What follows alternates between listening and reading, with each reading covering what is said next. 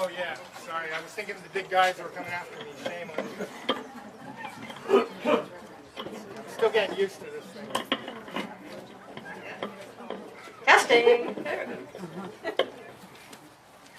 Okay, some basic facts. Sing-along began March of 2011 as the occupation of the Capitol ended. There have been so far over 630 sing-alongs plus other special events we've sung at. So there's been a total of 715 sing-alongs. And all these numbers are the best of our ability to judge because nobody's really keeping track. We're not an organization. With that number, we have applied to the Guinness Book of World Records. We might be the world's longest running musical protest in history. That's just till today. We still are going on. We're totally diverse of types of people and jobs, and we're not those hippies and those union thugs. Everybody comes for a different reason. My reason from the very beginning has been free speech. I'm often in the Capitol at hearings and talking to legislators, and for all others, I was even teaching knitting today. So we're not all there just to sing and cause trouble. We've had a lot of celebrities join us, including Billy Bragg, who's a folk singer, Tom Morello from Rage Against the Machine, Jeff the Dude Dowd from the Big Lebowski movie, if you know him, a film producer, Holly Near, we've sung with Arlo Guthrie, Jill Stein, Len Walsh, Carlos Aranda, he's the hero from Boston Bombing, and Medea Benjamin from Code Pink was up last week. I've met people from Norway and India, Japan, Germany, Great Britain. There's tourists from every state in the Union this summer coming to visit, and they often join in. We are not an organization. We have no formal leadership. Whenever there's a permitted event on the Capitol calendar, we move outside of simple courtesy to whoever has gotten the permit. Every Friday is outside simply because then we can have the musical instruments and it's a much more joyous type of event. There has never been, to my knowledge, any violence and no destruction of the building, nothing of that. We're always singing during lunch hour, so we're not disturbing any business going on. And the architect who designed that building specifically in his plans said that that rotunda was to be a public forum. So that's why we are there. And Wisconsin's Constitution is absolutely unique. It's more protective of your rights than even the federal Constitution, in that it says, Article 1, Section 4, the right of the people to peaceably assemble, to consult for the common good, and to petition the government and any department thereof shall never be abridged.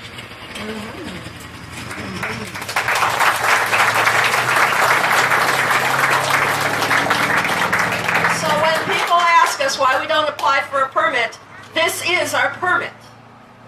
And there's been a court case, Kissick versus Hubich, in which the judge has issued a temporary ruling. The full ruling is expected next January, in which he said in very precise language that 20 or less people do not require a permit. And anybody knows lawyers, he could have easily said 20 or more people require a permit. But he didn't say that. He simply said 20 or less do not need a permit. So there's no reason for what's happening right now. As of today, as far as we know, there have been 400 citations, 200 of which have been issued in the last 3 weeks. On the first week of the crackdown, there were approximately 40 to 50 police officers involved every day, including the Capitol Police, the State Patrol, DNR wardens, and members of the Division of Criminal Investigation from the Department of Justice. Some of their salaries are in the $90,000 range, plus overtime. Before the crackdown, there were about 160 citations issued. 60 of those were dismissed. There were 5 misdemeanors that were declined prosecution. 2 were found guilty. 2 were deferred from prosecution. 90 of those cases are still open. Since the crackdown began, there have been over 217 civil forfeiture citations, and they like to say that's like a speeding ticket. However, everybody getting a citation is being handcuffed. We are being processed. Some of us had pictures taken. We are being frisked and searched while handcuffed. People are being hurt. There's probably some good suits coming on those things. There were 7 misdemeanor criminal charges that led to jailing for simple things like somebody with handcuffs moved like this. Now they're resisting arrest. These citations have involved 124 different people. 3 of them have already been dismissed. And there are 50-odd counts in the long forms. That means multiple violations of law, such as writing on the sidewalk in chalk. And I saw Brad. Brad, are you here? Bart, sorry. Bart has over $9,000 in his citations, long form. The youngest arrest was 16 last week. The oldest has been 85.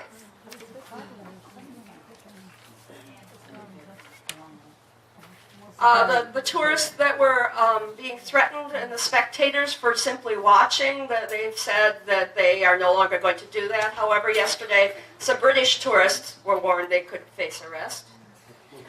And this doesn't take into account the ones who were just watching who have already been arrested. Some people have been arrested for trespassing.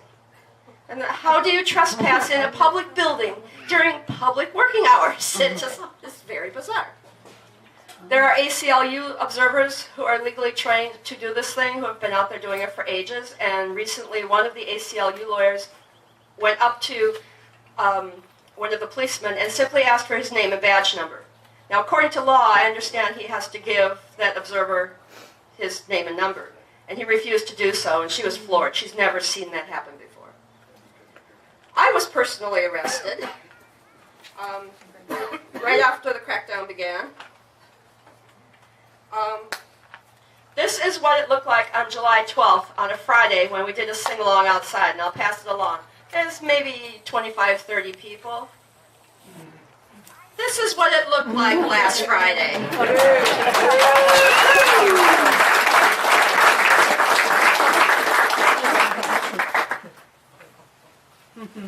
My arrest was for a mere $200.50, and my crime was no permit, because I was standing, singing, and holding this sign. As I folded it and handed it to the police officer, the state patrolman who arrested me, I, not thinking, just handed it to him like this, and there's a great photo of me handing away my free speech. In the basement, everybody gets processed. It takes about 15 minutes. On my way there, the hallway was lined with police officers, and I heard one of them ask the state patrolman behind me, "Why her?" And his response, which makes me think that they're planning ahead who they're going to pick off. And the officer behind me said, "Oh, because she's a regular. She's here all the time." And that's true. I've been up there from 1 to 3 times a week ever since this whole thing began. When they searched me, I'm still handcuffed, and the females being arrested cannot request a female officer to search them. So he's digging through my pockets to see what I got, and he asks before he puts his hands in the pockets. And then we get into my back right pocket, he goes, "And what's in there?" And I said, "Be careful, it's the copy of the Constitution." And he came around to my front right pocket, and he said, "What's there?" And I said, "Well, my driver's license, some cash, and oh, you really need to be careful of this. There was like a baseball-sized card of a metal card, and it might have sharp edges, it might cut you on the corners or something." He goes, "What's that?" I said, "That's the Bill of Rights." And then the man who did my paperwork, he was a DNR warden. And he shared with me right off that he would rather be trout fishing. And, "Oh, where would you rather be fishing?" He loves the Spring Green area. So we talked about Wisconsin's clean water. And what a shame his salary probably isn't what he deserves, especially given the new budget cuts.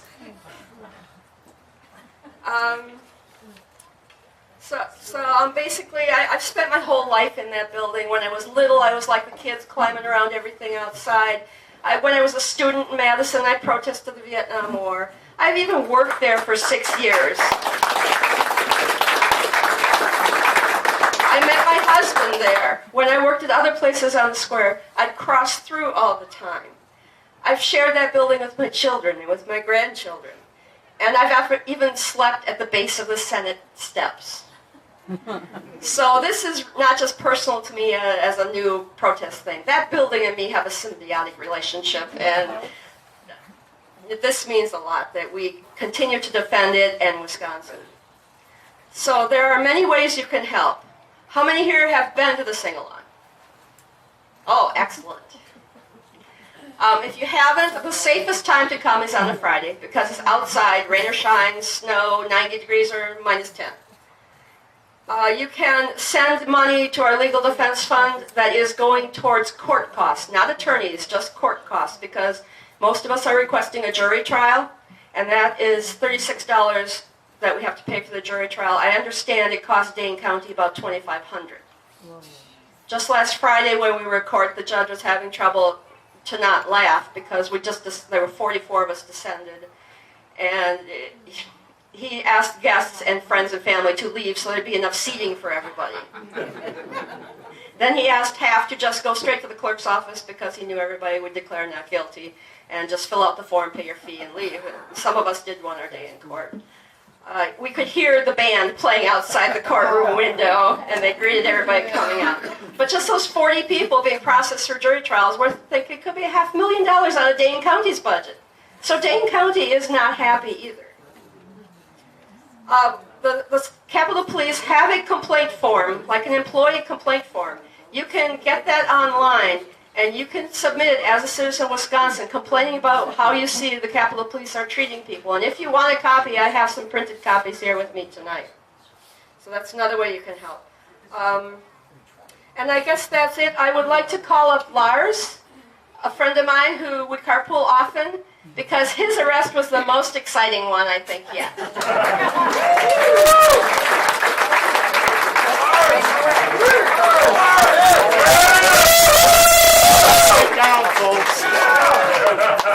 I will pass these around. This is what Lars was doing when he was arrested, and this is what the Capitol Police did. Just for both of your information, if you're not charged with a crime, you don't have the right to remain silent. So don't remain silent. You have no right to do that. And here's what the citations look like. We had a little success today, actually, and the people that were at the sing-along, some of them were involved with this little action. When I was arrested, the Capitol Police stole my Veterans for Peace vest and held on to it for 3 weeks. Through the help of Senator Cullen, and I also contacted Representative Jorgensen and some other people, Chris Taylor also, and they all helped me in getting my Veterans for Peace vest back again today. So, at the sing-along, after the sing-along this afternoon was over, I did a mic check, which is basically an announcement where they repeat my announcement. And I invited everybody at the sing-along to go down with me into the Capitol Police Station to get my vest back. And I said, and by the way, when we're down there, I want all of you to feel free to complain about all the stolen items that these Capitol Police had stolen from peaceful citizens. There are signs, there's banners, and there is all sorts of paraphernalia that they have stolen from us. And I am, as far as I know, the only one that has gotten his property back. There might be somebody else, okay? But I can only encourage you all to come up and join us. We need all the help that we can get, okay?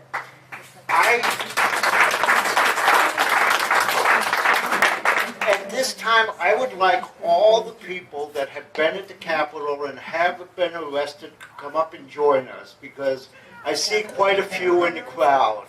There's Brian standing. Come on, Brian. Where's Mark Miller?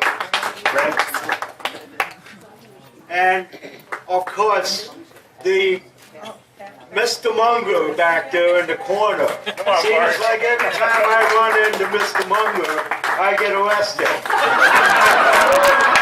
He has a certain influence over me, okay? And Brandon. Brandon, yeah. And I just want us all to applaud these people because these are great people.